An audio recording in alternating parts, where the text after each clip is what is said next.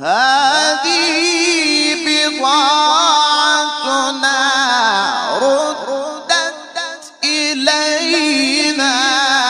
ونمير أهلنا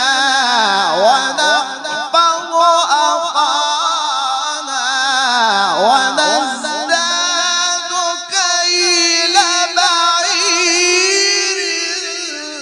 ذلك كيل